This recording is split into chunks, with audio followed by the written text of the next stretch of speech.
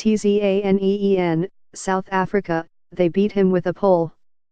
And you could hear the bones breaking, said Debbie Turner, recounting her husband's murder in a slow, defiant voice.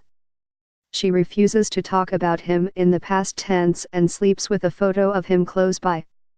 I miss him so terribly, it's just so hard, she said, sitting in front of the frail care unit that has been her home since the attack at their farm.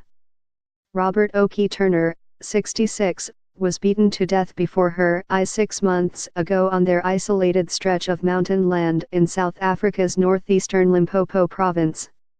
He was one of the latest victims of a long campaign of violence against the country's farmers who are largely white. The rural crime epidemic has inflamed political and racial tensions nearly a quarter of a century after the fall of apartheid. Farm murders are just one issue that reveals how South Africa is struggling with violence, an economic slowdown and divisions along race lines. The Turners moved to the verdant region, halfway between Kruger National Park and Zimbabwe, some 30 years ago. On their property, which spans dozens of acres, they grew gum trees which they sold to craftsmen or for firewood. Until about 4 or 5 years ago, we were very open. We didn't have a key for our house, we would go away and nothing would have happened, she said. But then the extreme violence that had long afflicted major cities engulfed rural areas like theirs. Break-ins, hostage-takings and killings became common, with attackers often making off with just a few $100, less than $20, a mobile phone or a hunting rifle. The Turners were targeted after nightfall on June 14 when 2 armed men stormed their farm. Debbie was alone after her husband stepped out to fix a water tap. Savagely beaten, they said, "We want money." I said, "I haven't got money," recounted Debbie.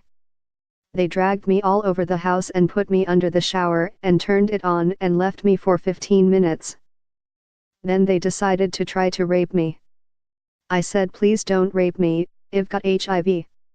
Some time later, Oakey was found slumped motionless covered in blood after being savagely beaten by the attackers searching for the key to the couple's safe.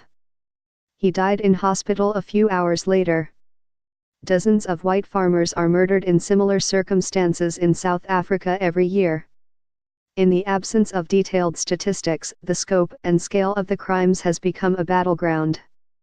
AfriForum, a pressure group that advocates on behalf of the country's 9% strong white population, is one of the forces seeking to shape the debate around farm murders. Farmers are living in remote areas, they are far from police stations, said the group's vice president, Ernst Roetz. There are political factors that play a role here. We are concerned about hate speech, political leaders who would say, for example, the white farmers should be blamed for everything. He is particularly damning of Julius Malema, the firebrand leader of South Africa's radical left, who has called on his followers to retake the land from whites. In 2012, President Jacob Zuma sang a struggle-era song containing the words "Shoot the farmer, shoot the Boer."